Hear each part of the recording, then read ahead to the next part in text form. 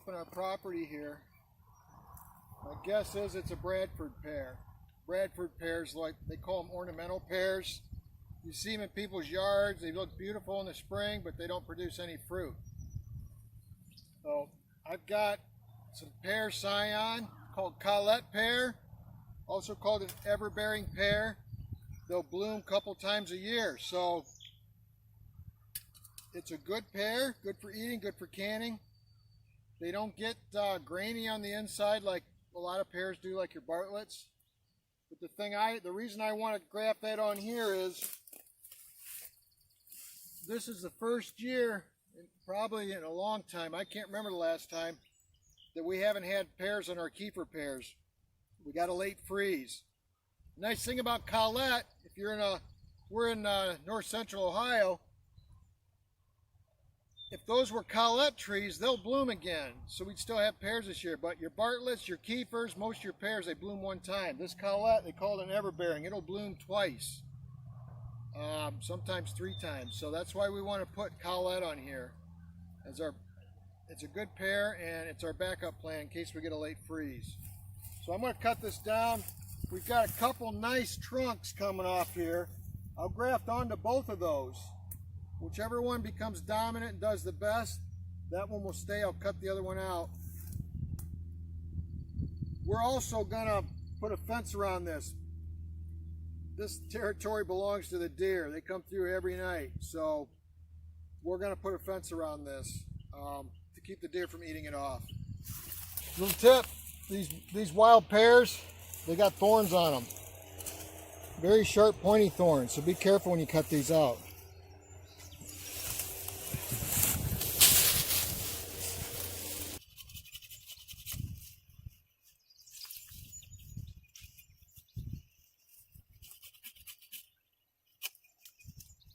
A little tip for you, since we're out here in the brush, and as I'm doing this, well, as I'm getting butchered by everything that's out here with all its defense mechanisms, thorns, needles, spikes. The other thing that's very present out here, everywhere, is poison ivy. Leaves of 3, leave it be. This is poison ivy. I'm allergic to it, meaning if I get it on me, I will break out into a rash and I will be itching and I will be miserable for a week or so, especially when you get it between your fingers and toes. And if you're working out in the open like I do for you guys, and you got to take a leak, you don't want to get this stuff on your, you know what, if you know what I mean. Very miserable. Very, very miserable. So, a little tip. If you're out here, if you even think you got into poison ivy, soap and water doesn't cut it. What happens here, as these mature, you won't see it on these as much, but they get a glossy sheen to them. They produce an oil, not only on the leaves, but on the bark. You can get poison ivy in the winter when it's dormant. I've been pulling the dormant vines off of trees and stuff. You'll get it. If you're cutting wood, you'll get it. So, little tip. If you even think you've been in poison ivy, as soon as possible, get a washcloth, soak it in vinegar. Wipe yourself down with that cloth, that vinegar, everywhere. If your hands were exposed, your face, your legs, whatever. Wipe yourself down with vinegar and then get in and take as cold a shower as possible with your soap. The vinegar breaks down the oils and then it washes away. If you jump in the shower, especially a warm shower, what happens in a warm shower? Your pores open up. That oil just gets right in there. And then that soap that doesn't break that oil down, now you're smearing that oil everywhere. You're going to get it even worse. So, little tip, poison ivy, vinegar. Wipe yourself down with a soaked vinegar rag or washcloth. Get in a shower, cold shower. You won't get the poison ivy.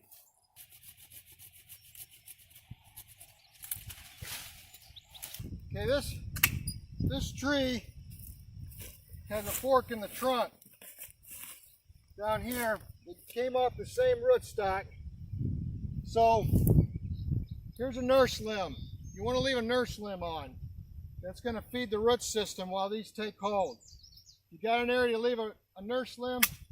I've done a tree this small without a nurse limb. They're fine. But there again, your chances of success are higher. Feed the root system. You're not going to get as many water sprouts to compete with these grafts. So since we've got a nurse limb over here feeding the root system, I didn't leave one over here. So this one we don't have one, but this one's feeding the whole root system. So I'm going to make a fresh cut here. This is nice. This had a lot of small scaffold limbs coming off, but we've got plenty of room to work here. I'll make a fresh cut on both of these, then we're going to graft them. This is going to be a bark graft. The bark's very thick on this. Easy to do a bark graft. Get yourself a nice pruning saw. This is a Samurai, love it. Nice clean cut. No tears, and it's easy, cuts like butter. It's like just like a knife in the kitchen. Dull knife's what you'll get cut with because you're putting so much pressure on it. This here, easy pressure. I'm going to cut below this large branch that I cut off here, but watch how easy this is. All I'm doing is holding this branch steady. I'm not putting a lot of pressure on it at all. Taking my time, light strokes, give you a nice clean cut.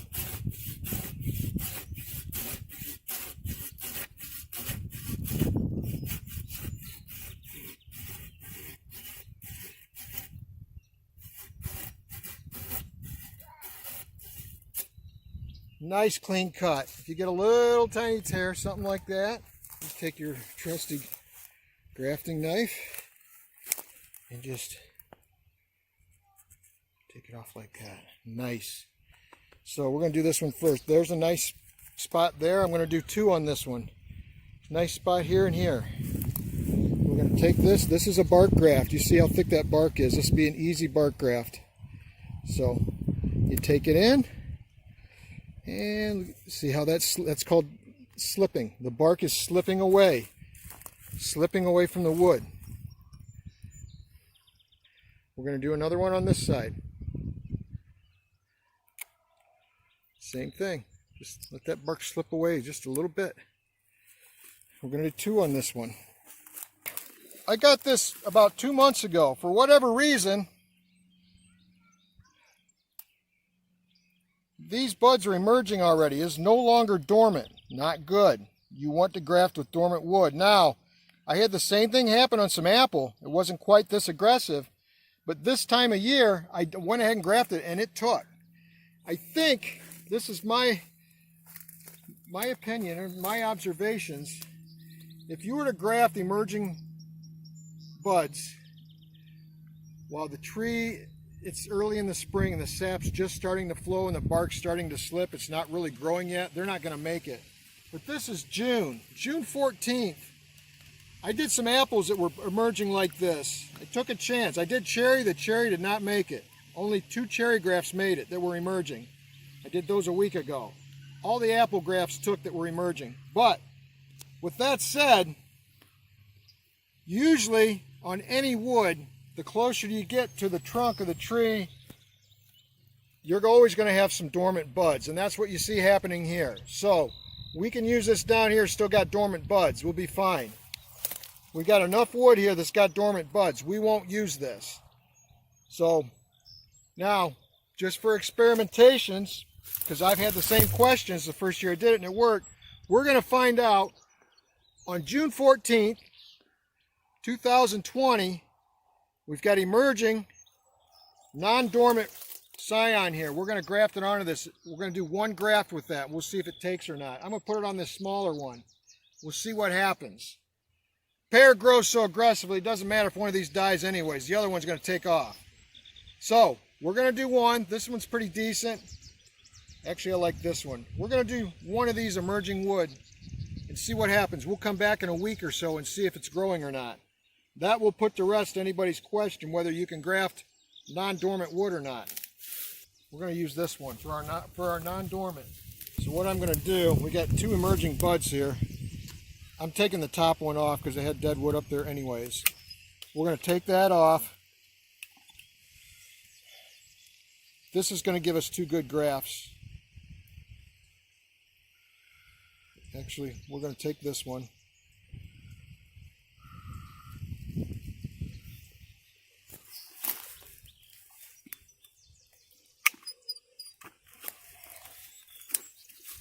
We're going to give it 3 buds. This is a bark graft, easy one to do. Nice single steady stroke. You want to expose that cambium layer. And then take the back off like that. Expose the cambium layer, very important. Okay, this is for a bark graft. We're going to tuck that bark graft right inside there.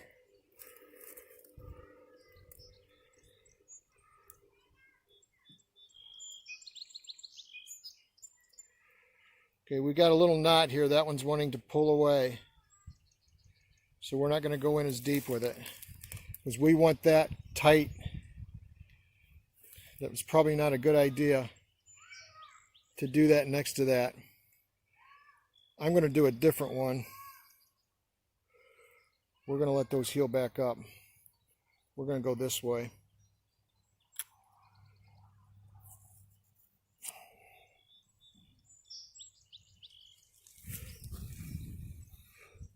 There, see how that's nice and tight against that?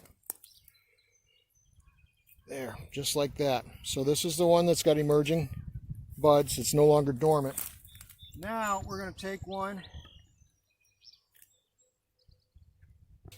cut our dried up end off. Nice green wood. Same thing. Take it down.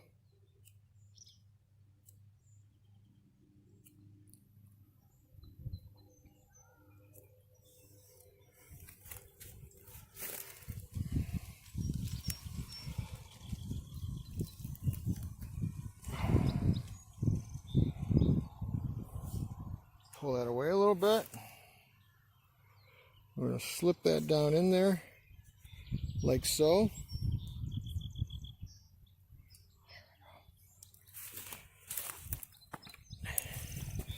Bud there, bud there. Yeah, that's got one there that's emerging. We're going to leave that one too. We'll see what happens.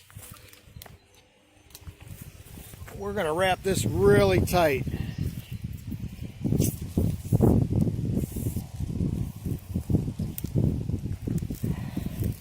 Because I should have paid attention there. I had a little knot there cut, and it didn't want to. This cambium, you need it tight to the wood. So.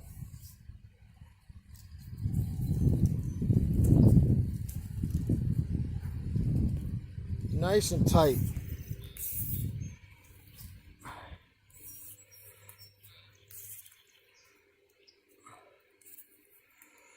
You know what? I've got this cut here. It's not going to hurt to put a third one in. We're going to just tie this off for a minute. Pick up where I left off. Doesn't hurt to put another one on there. We already created a gap. It just gives us another opportunity for the graft to take. No sense letting that opportunity go to waste. There. That's just going to hold. Get one more small piece here.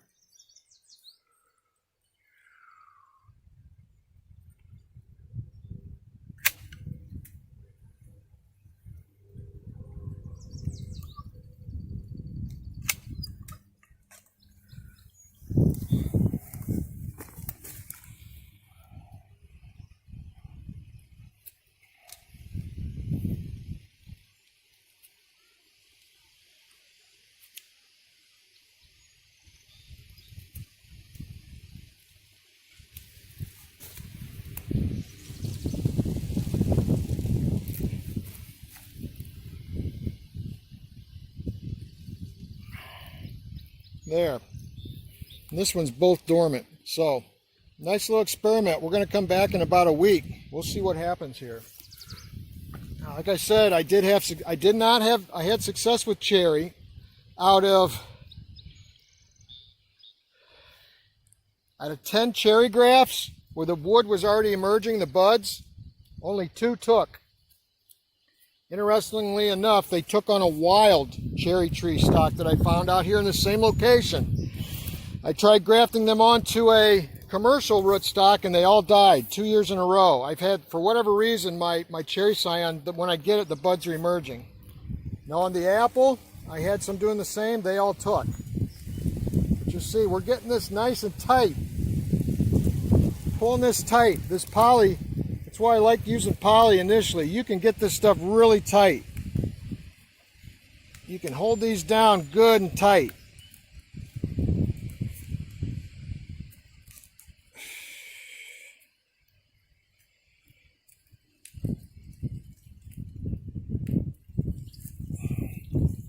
Little twist, pull and twist with your fingers, get it nice and tight, and then pull till it snaps, and it's going to bind on itself. That's nice.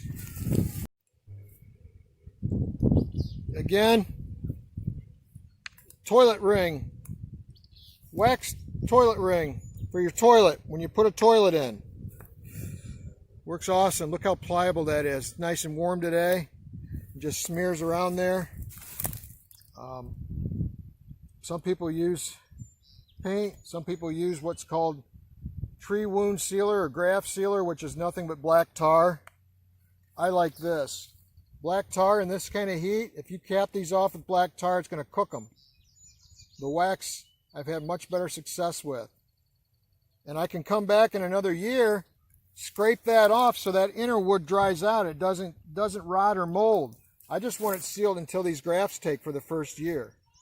Once that's done, I'll come back with my knife next year and I'll scrape it off the middle and the rest will take care of itself.